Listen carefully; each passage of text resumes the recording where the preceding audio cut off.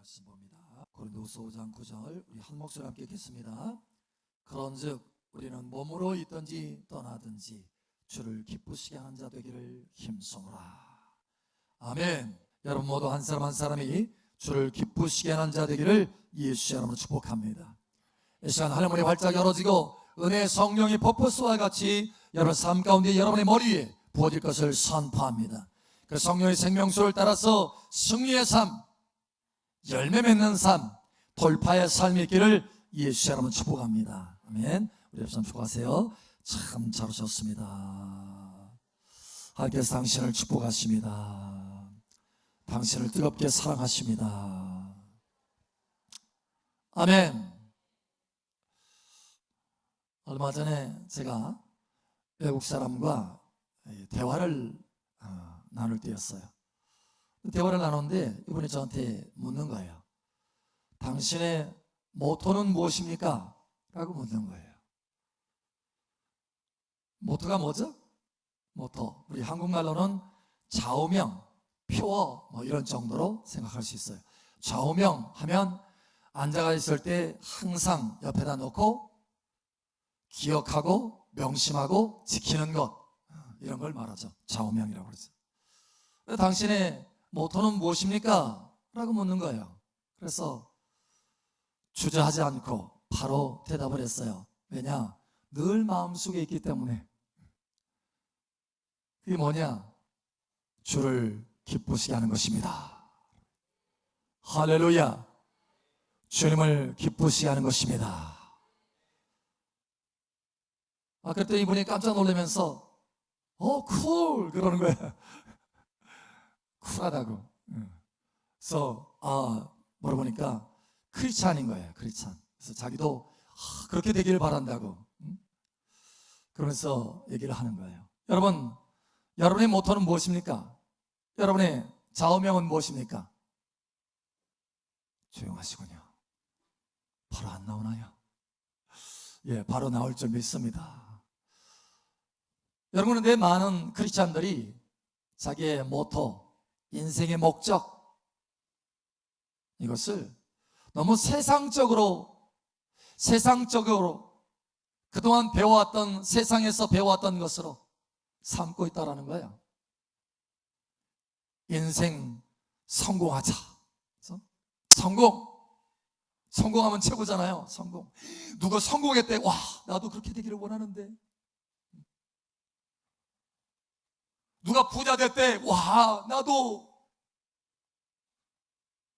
여러분, 많은 크리스찬들이 세상 사람들이 원하는 걸 추구하고 세상 사람들이 원하는 목적을 가지고 있어요. 하나님의 마음을 기쁘게 하는 것이 아니라 슬프게 하는 것입니다. 여러분, 이 시간 하나님의 말씀으로 저와 여러분의 모토, 저와 여러분의 인생의 목적, 이것이 다시 한번 새롭게 점검되고 새롭게 세워지기를 예수의 이름으로 축복합니다. 신약 성경에, 여러분 신약 성경에 몇 권으로 되어 있죠?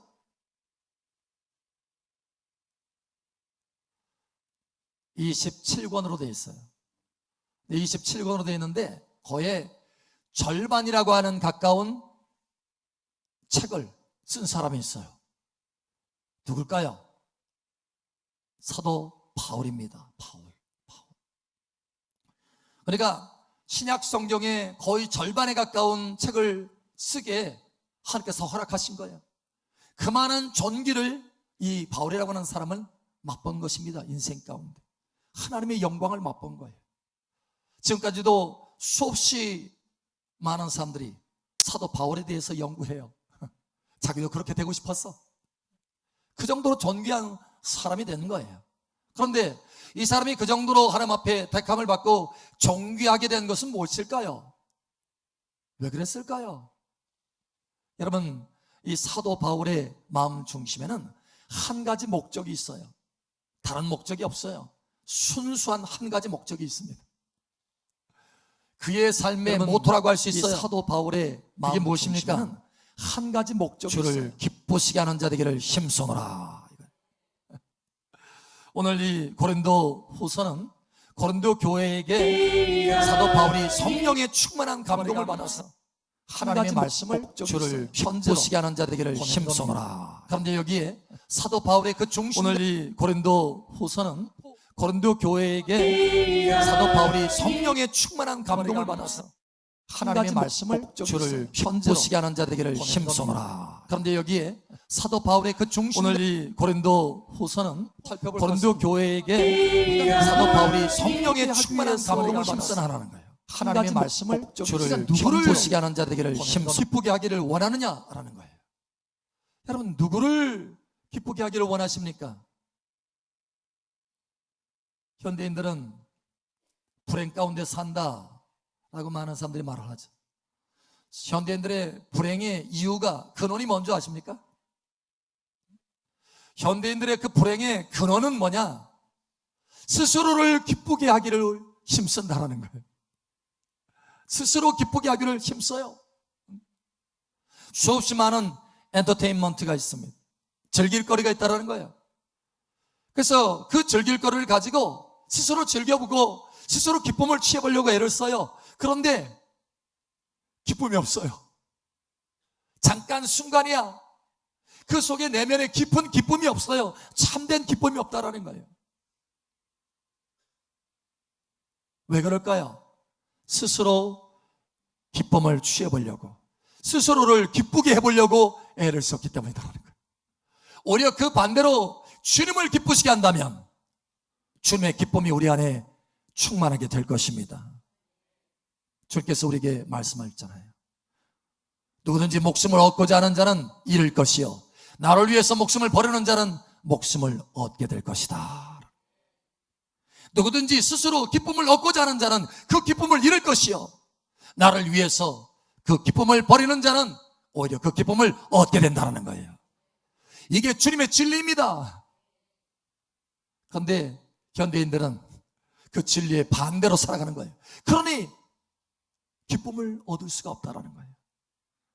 그런데 오늘 여기 사도 바울은 늘 기쁨에 채워져서 항상 기뻐하라, 자기만 기뻐하는 것이 아니라 기뻐하라고 권면합니다. 여기저기 편지를 보내서 주 안에서 기뻐하라, 항상 기뻐하라, 다시 말하노니 기뻐하라.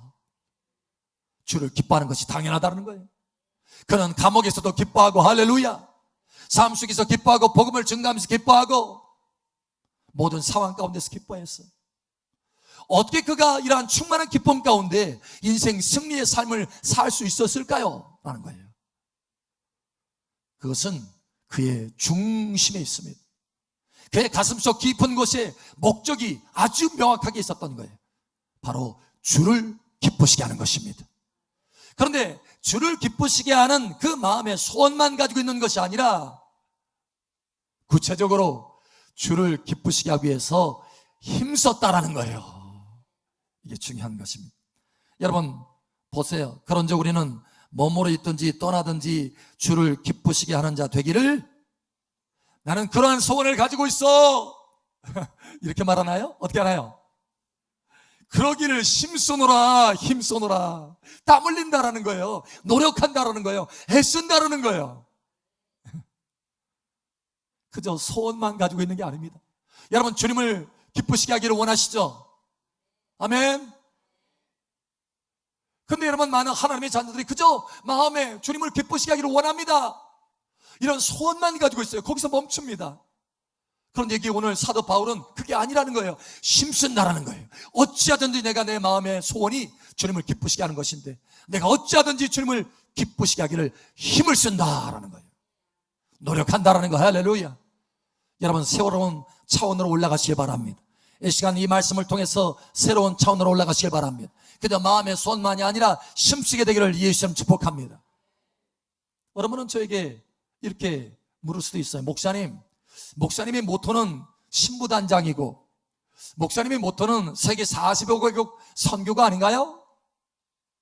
맞나요? 맞나요? 예, 맞습니다.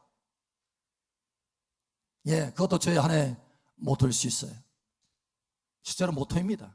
그러나 중심 모토가 있는 거예요. 중심 모토, 중심 좌우명, 핵심으로 삼는 것, 내 중심의 가장 깊은 곳에 있는 것, 그것은 바로 뭐냐? 주님을 기쁘시게 하는 것입니다. 그것이 내 인생의 목적이라는 거예요. 그 목적을 이루기 위해서 신부단장도 하는 것이요, 그 목적을 이루기 위해서 세계 45개국 선교도 하는 거예요. 왜냐? 신부단장하면 주님이 기뻐하시니까. 세계 45개국 복음을 증거하면, 선교하면 주님이 기뻐하시니까. 그렇게 부르셨으니까. 할렐루야. 그래서 주님을 기쁘시게 하기 위해서 신부단장도 하는 것이요, 주님을 기쁘시게 하기 위해서 복음을 증가하고 세계 선교도 하는 것입니다. 만약에 주님을 기쁘시게 하는 것이 되지 않는다면 신부단장 할 것이 없고, 주님을 기쁘시게 하는 것이 아니라면 세계 45개국 선교 당장 멈추게 될 것입니다. 여러분, 세계 45개국 선교 고단합니다. 힘이 듭니다. 쉽지 않아요. 그럼 왜 하느냐? 주님을 기쁘시게 하기 위해서 하는 거예요. 이게 내 중심의 모토요, 목적이요, 좌우명이라는 거예요. 여러분, 사도 바울도 그러한 목적을 가지고 있고, 모토를 가지고 있고, 좌우명을 가지고 있습니다. 무릇 하나님의 사람이라면, 하나님의 자녀라면 하나님의 말씀과 일치되어서 같은 모토를 가지고 있어야 된다는 거예요. 여러분, 이 사도 바울의 모토는 사도 바울의 모토가 아닙니다. 원래 그 중심에 주 예수님이 가지고 계신 주 예수님의 모토요, 주 예수님의 목적이었어요. 아버지를 기쁘시게 하는 거. 할렐루야. 내가 항상 아버지를 기쁘시게 한다. 할렐루야. 예수님도 친히 그렇게 말씀했잖아요. 그것이 하나님의 성령의 감동을 받아서 사도 바울 속에서 불타오르는 것이요, 그 말씀을 통해서 내 안에도 불타오르는 것이요, 이 시간 그 말씀을 통해서 여러분 안에도 불이 타올라야 된다는 거예요. 여러분 중심에, 할렐루야, 이것이 진정한 모토가 되기를 예수의 이름으로 축복합니다. 오늘 우리가 성찬식을 합니다. 성찬식은 주님이 얼마나 저와 여러분을 뜨겁게 사랑했는지, 살을 찢기고 피를 흘려서 저와 여러분을 구원하기 위해서 그 극렬한 고통, 그것을 마다하지 않고 기쁨으로 그 십자가를 통과하셨어요. 그 사랑의 증거입니다. 여러분, 하나님의 말씀에 보니까 주 예수님은 자기를 기쁘시게 하지 않았다라고 말합니다. 자기를 기쁘시게 하지 않았대요. 로마서에 말씀합니다. 자기를 기쁘시게 하지 않았다. 누구를 기쁘게 했습니까? 하나님 아버지를 기쁘게 했고, 저와 여러분을 저 지옥에서, 영원한 저 지옥에서 건져서 영원한 천국의 기쁨을 맛볼 수 있도록 저와 여러분을 기쁘게 하였습니다. 예, 그것이 주님의 사랑이에요. 주님의 영원한 사랑. 여러분, 주님을 사랑하십니까? 하나님을 사랑하십니까? 하나님을 사랑하면요, 고린도전서에 말씀하기를 하나님께 알려졌다. 하나님을 사랑하면 하나님께 알려졌대요. 그러니까 여러분이 다 하나님께 알려진 거예요. 할렐루야. 하나님이 여러분을 이름으로도 다 아는 거예요. 할렐루야. 하나님을 사랑하니까. 에녹은 하나님을 사랑해서요, 그 모든 삶 가운데 하나님을 기쁘시게 했다라고 말합니다. 여러분, 하나님을 사랑한다는 것은 뭘까요? 구체적으로 하나님을 사랑한다는 건 뭘까요? 어떻게 하면 하나님을 사랑하는 것일까요? 여러분, 한마디로 말하면 하나님을 기쁘게 하는 것입니다. 하나님을 기쁘게 하는 것이 하나님을 사랑하는 거예요. 하나님을 슬프게 해놓고 하나님을 사랑한다고 말할 수 없어요. 하나님을 기쁘게 하는 것입니다. 근데 에녹이 하나님을 기쁘게 했더니, 하나님을 그렇게 뜨겁게 사랑했더니 하나님이 에녹을 알아줬어요. 온 땅 가운데 에녹을 알아줬어. 내가 에녹을 가만둘 수가 없다. 그냥 빨리 천국에 데려와서 나와 함께 살아야 되겠다.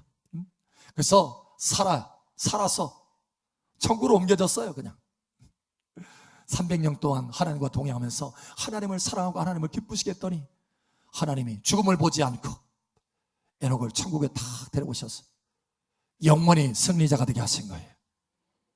여러분, 그런데 마태복음 25장에 보니까 교회에 10사람이 있습니다. 10처녀가 있어요. 주 예수님이 다시 오실 것을 기다리는 10명의 사람이 있습니다. 근데 그 가운데 10명은 주님이 그래, 내가 너를 안다 이렇게 말하고, 5명은 내가 너를 안다 이렇게 말하고, 5명은 내가 너를 도무지 모른다 이렇게 말했어요. 여러분, 심각하지 않습니까? 10명 중에 5명은요 모른대. 여러분, 우리가 좀 전에 하나님을 사랑하면 하나님이 알아주시느냐 알아주시느니라 했잖아요. 그러면 여러분, 내가 너희를 도무지 모른다 라고 하면 이 사람은 하나님을 사랑하는 사람입니까? 아닌 사람입니까? 하나님을 사랑하지 않았다는 거예요. 하나님을 기쁘게 하지 않았다는 거예요. 그러면 교회 생활하면서 누구를 기쁘게 한 거예요? 자기를 기쁘게 한 거예요. 자기를. 하나님을 기쁘시게 한다고 얘기했지만 사실은 그 중심에 깊이 들어가 보면 자기를 기쁘게 하는 거예요. 자기 일을 위해서, 자기 명예를 위해서, 자기 하고 싶은 것을 위해서 자기를 기쁘게 하는 거예요.